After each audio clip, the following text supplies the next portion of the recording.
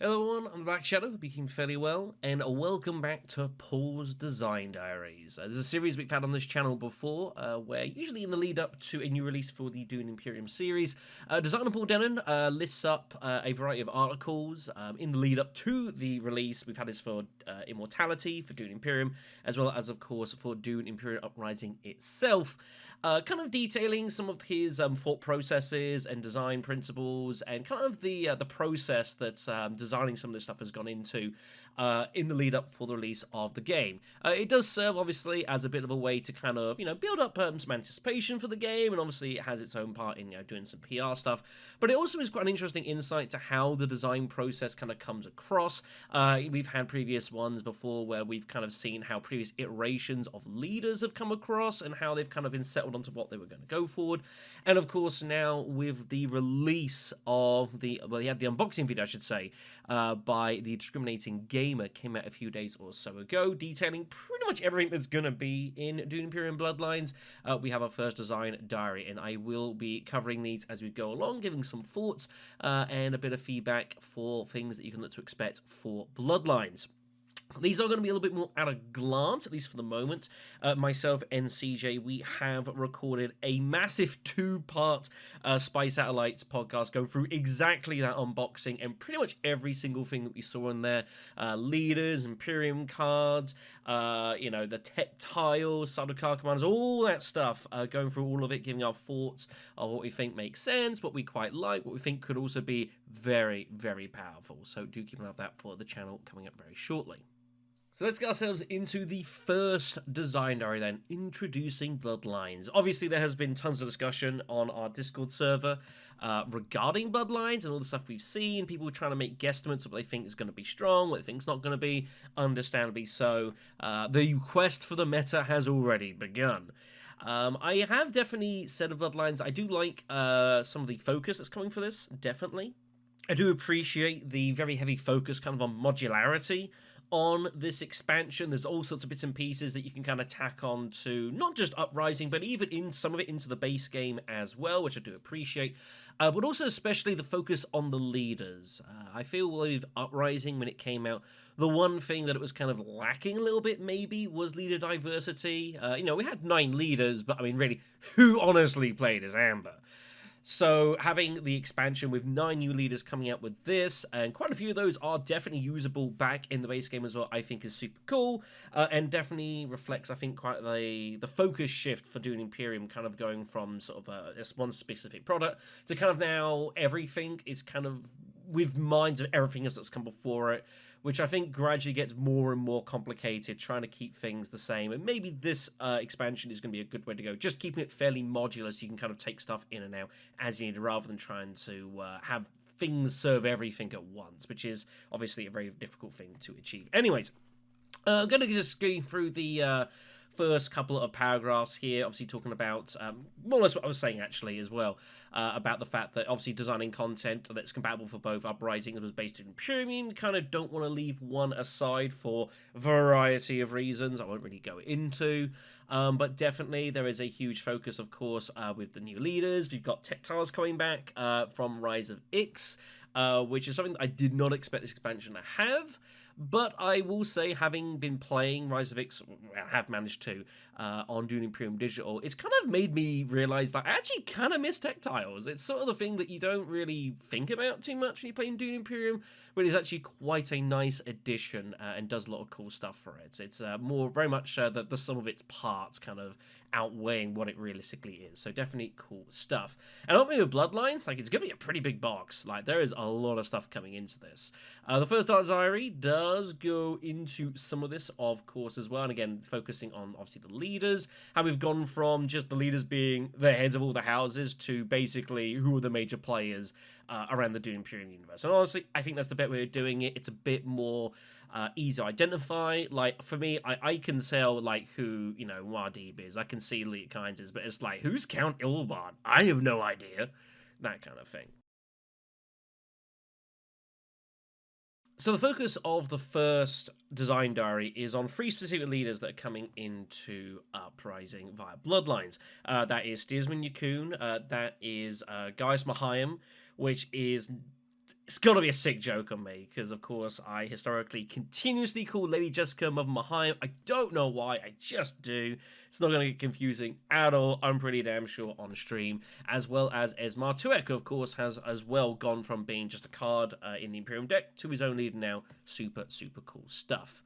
Steersman Y'rkoon is kind of like a alternate reality Tessia Vernius from Rise of Ix. There are obviously a lot of similarities in how kind of the two are sort of designed to work, in that you kind of get bonuses to hitting 2 persuasions, 2 influence in the various factions.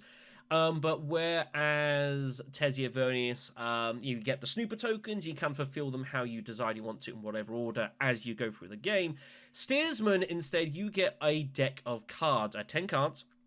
You draw 5, and you put 4 at the top of your card, and as you hit those 2 influences, you trigger these in the order that you set at the start of the game. So you have to plan out a lot more of what specifically you're doing. Now, it is interesting to note that Steersman was actually originally planned to be in the original Uprising, which is kind of wild, but didn't make it into the product, which maybe isn't the worst thing. I do think Steersman is pretty wild. Very complicated. I think having it at 3 pips maybe is a little generous. Maybe it should have been considered 4. I think Steersman is going to be very, very tricky for people to get a hand with the first couple of plays, kind of working out where you want to be putting your cards up here. Also the fact that you start with no Signet Ring, which has never happened in Dune Imperium. You've never had a leader start with no signet. You have no Signet Ring power whatsoever, which is completely insane, along with no water. So Steersman definitely has a very unusual starting position. But of course, that's if you get extra card draw, getting 3 small spice in a turn, which isn't too bad. This plays into a lot of Steersman Y'rkoon stuff going on with his decks. But I do like, again, him and Paita, who, by the way, Paita, low-key, might be the one I'm most looking forward to in Bloodlines, having their own unique decks of cards. And I think this is something that is also being focused a lot on in this expansion, is like having leaders bringing their own unique features into a game of whatever the heck it is. You know, you've got those 2 unique cards. We've got, obviously, Esmar brings in his own unique board space. Talk about that in a little bit. And it's just a nice way of kind of having leaders feeling special. Like everyone's kind of got their own little thing that they do. This is not exactly a new trait in board game, but in Stretch Imagination. But definitely, I think it's a very nice way of just helping keeping people unique and making leaders unique. It's something that I have talked about a bit before in Dune Imperium, that, you know, when you're playing a game, you know, the only thing that's really unique at the start of the game is your leader. Other than that, everything else is exactly the same. So you need to have something that stands out on this piece of card that kind of makes you feel kind of a bit unique. You know, it has that player experience, especially if you're kind of a more casual player who doesn't play as a whole lot. You know, having that kind of, oh, I do this really cool, like, I think is a really nice attraction point for players to kind of get invested into the game that they're playing. This is kind of the more extreme example, I suppose. Obviously bring in like unique components into an actual game, but definitely still serves the same purpose. So a quick mention for the navigation cards. Again, I won't go into this too much detail because we will be doing so in the Satellites podcast, but yeah, you get a deck of 10 cards, you draw out 5 cards, and then you have to decide which 4 you're going to keep, and in what order you put them in, and then you fulfill those as you go. Interesting that is worth noting for Y'rkoon is that it says specifically, whenever you reach 2 influence with a faction, you play the next card above. Now, that means you can actually re-trigger on the same faction. That is something you can totally do. If you have a way of being at 2 influence, say, I don't know, with the Fremen or something, and you go down 1 with like a finesse or something, maybe from the base game, or you've got something like Captured Mentat from Uprising, its reveal effect, you can go down and then you go back up to 2 with Fremen. That will still trigger this. You can. It's not like Tessia Vernius where you have to hit 2 influence with a different faction. It can be the same faction, and you will get those effects stacking on top of each other. So that is definitely worth noting. Here's some of what the cards look like as well. We obviously did talk plenty about like and kind of speculate on what the balance of these are going to be. And yeah, there's a whole variety of stuff. Some obviously very battle oriented. You got like reinforcements coming in here. It feels like kind of a few intrigues have been basically worked into this deck. So you got finesse there as well. You got some cards that will give you bonuses depending on if you did a specific thing while doing it. So here, get in the water. If you got 2 infants basically at the same time, you get the extra spice too. There are also a couple of cards that are dependent on giving you more effects if you have it in a specific slot. So there's one card, for example, that like if you've got it specifically in slot 4, you can do something else when you have that card as well, which I think is cool. I think there's one for 4, one for 2, and I think that's about it realistically. You can't make it too dependent. The strength of these are overall pretty decent. I think some are a little bit spurious. I think like this one here, if you have an alliance, getting the intrigue, like it's nice, but all in all, don't think that's the best card in the world. You got this one as well. Like if you trash a card that's cost 2 or more, you get a couple of spice, which is Princess Irulan's her own ring ability put into a card, which is quite interesting. But I do think this is pretty good. I think overall, like a lot of the cards are about the same shape. It kind of depends how you see it. There's definitely a couple though that I think stand out, and it's not any of these, mind you. There's a couple of real kick-ass cards in the other 5. So next up on the list is talking about Esmar Tuek, who I do think definitely is a really intriguing leader, and is the first leader to bring a unique board space into the Dune Imperium universe. This isn't the first time where an expansion has brought board spaces into the game. Obviously, technically, you've got Rise of Ix, which brought in the whole shipping track. But also you've got Dune Imperium Immortality, which changed how Research Station works from 2 water for free card draws to 2 card draws and an experimentation marker to go with that whole track going on with Immortality. So it's not the first time that we've had like board spaces being introduced or changed, but definitely as far as leader specific, this is a first. And I do like it. Again, it just kind of brings a bit of extra modularity. It makes things a little bit special. And of course, Esmar has some very funky stuff going on with this as well. It's noted here that he obviously did some work alongside with various other designers. But Esmar Tuek is an example of a leader that he would not have come up with if he designed Bloodlines by himself, and it's super awesome. So yeah, anytime Esmar Tuek is in play, there is an additional board space, 2x Siege here. It is a triangle symbol, and it works like any other space. It gains Maker Spice, like anything else. You can go here, you can either gain a spice, or you can draw a card, which is very similar to Ariana from base game, who, instead of taking a spice, would get the card draw. So it's quite interesting being able to go to a mining space here and like generate card draw from that is very unusual. I personally, on me, it's a very minor thing. I would have preferred this being a city icon. That's just me. That's just my personal preference, but I've got no particular issues with this being the case. And obviously, this plays into 2x ability as well. So whenever he uses his ring, he can place a bonus spice on 2x Siege here. And what 2x might look to do, or Esmar I should say, is he might look to maybe kind of like make this a juicy spot so that someone else visits, because if an opponent goes to 2x Siege, Esmar goes and gets himself an intrigue card, which is pretty darn nice.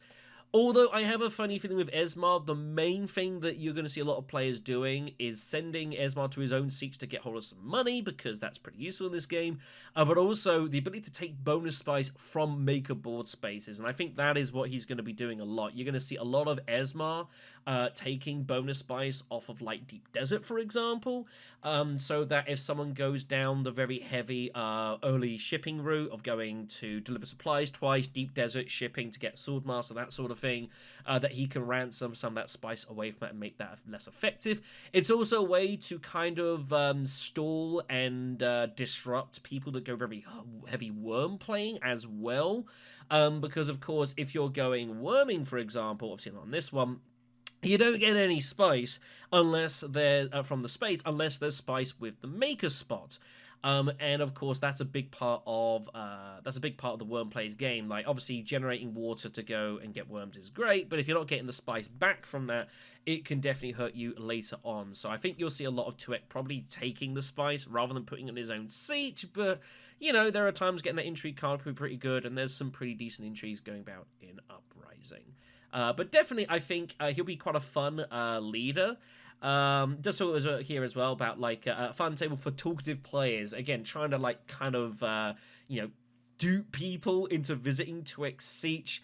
I don't think you, in a casual game, over the board, I expect you'll see that. If you're playing online, you're not really going to see any of this, quite frankly, but obviously they're two different mediums, that's totally fine. But I think definitely there's some people who kind of like more of a wheeling and dealing sort of experience. And again, I think a variety of games, there's usually leaders or factions or empires or whatever else that are much more wheeling and dealing, that player interaction. And it's just nice to have a little bit of a something of that kind of ilk into there. So I think Esmar will be pretty fun.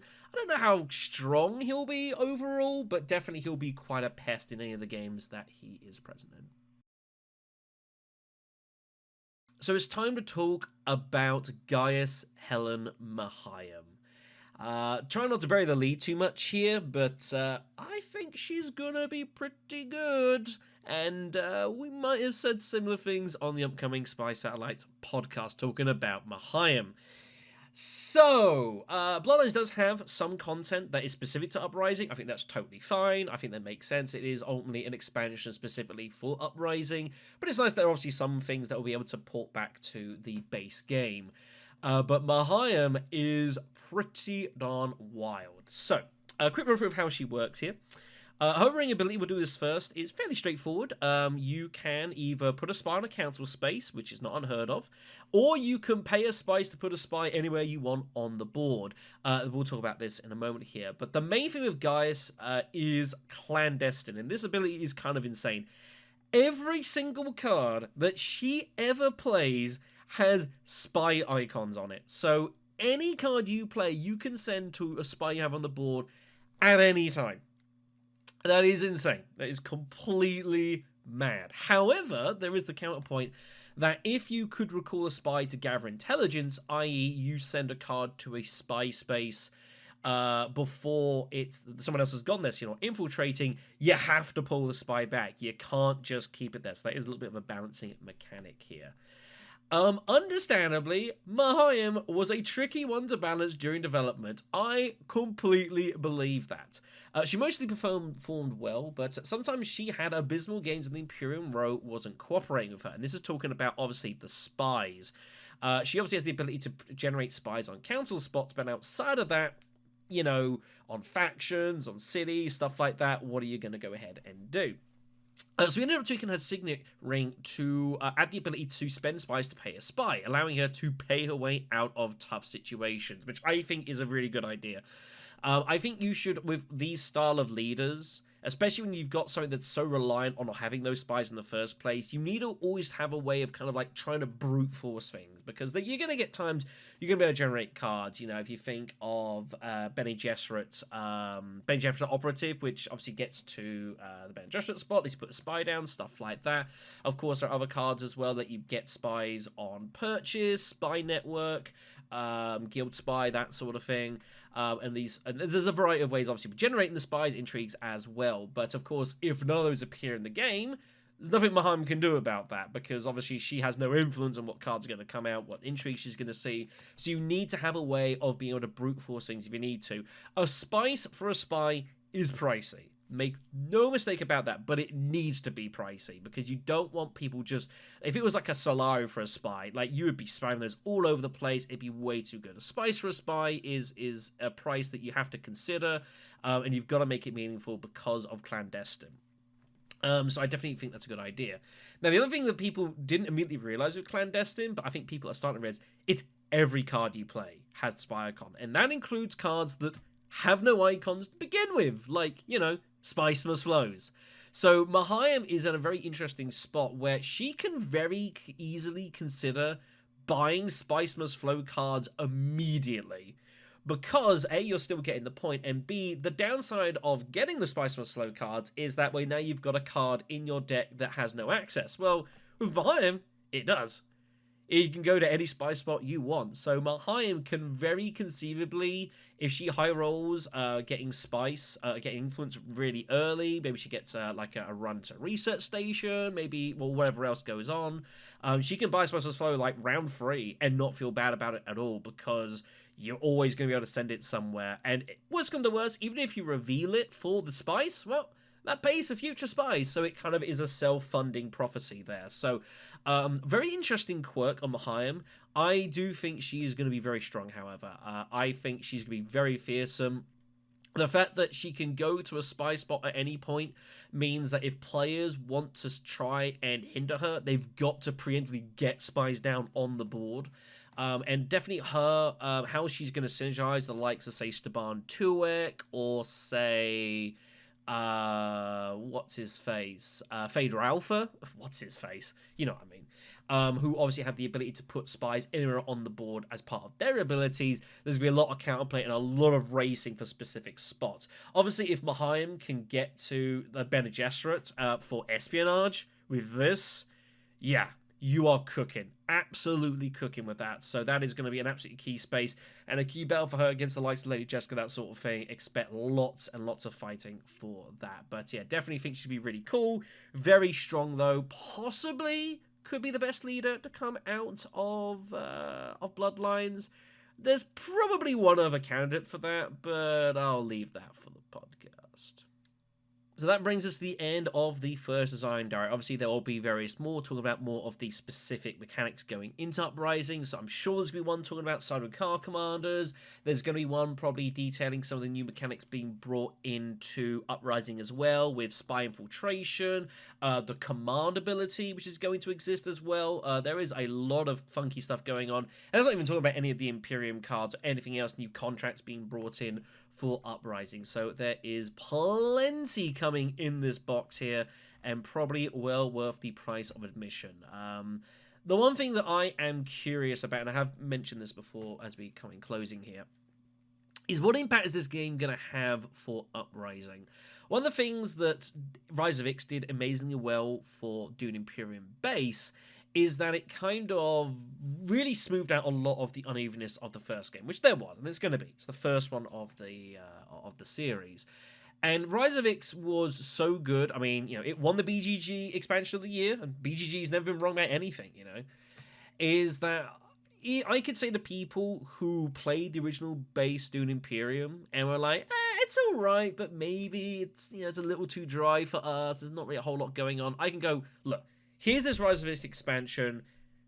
You must try it with this and reevaluate your decisions, because Rise of X brought so much to base Dune Imperium that I think it legitimately kind of really brought the game into what we kind of know it as today. And I would legitimately say people that weren't necessarily most keen on the first original game, I could say get Rise of X and try again, because this is what it really should be like, and I think it really fleshed out the experience. Is Bloodlines going to do anything similar to that for Uprising? Uprising has... I'm trying to pick the right words here. Not everyone has been a big fan of the fact that Uprising is very combat heavy, and it is. And there's no getting away from that, because sandworms are in, and they obviously double all combat rewards. And I think there is a certain leader in Bloodlines who plays around sandworms, and I think gives a real insight to just how valuable the designers seemingly think that sandworms are. We'll get to Liet when we get there.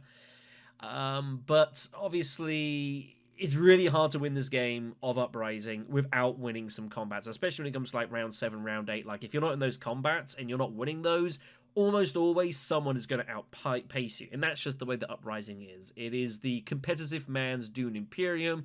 It is incredibly cutthroat. It is very brutal as well when it wants to be, and it can be very unforgiving. Whereas I think sometimes with Rise of X, that it's kind of like the first couple of rounds are, okay, what kind of opportunities can I look to explore? What can I look to get involved with? I always felt with Uprising, the first 2 or 3 turns are like, I must not get anything drastically wrong, otherwise I'm so far behind, because Uprising, it rewards the winners. You know, you get to Siege, you get the sandworms first, you know, and your benefits just keep multiplying, and you snowball a lot. If you don't get into that game early, you can be very quickly left behind. You have like kind of an errant move or two. You get killed out of an early conflict, and it can just cripple your game sometimes. And that can be a pretty ugly experience if you're not coming in prepared for that. So, very interesting to see what Bloodlines are going to do in regards to that, and kind of just giving different options of how to play, rather than feeling, right, I've got to gear up for a round 7 or round 8 combat to win the game.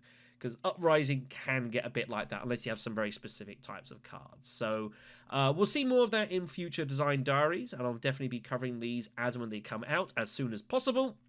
Again, as I've mentioned, multiple times we've got the Spy Satellites podcast coming out, 2 parts for Bloodlines, because there is just simply so much content in the box. We couldn't get it all done in one video. So thank you much for listening. Take care of yourselves, and yeah, we'll have more from Dennen's Design Diaries very, very soon. Take care of yourselves.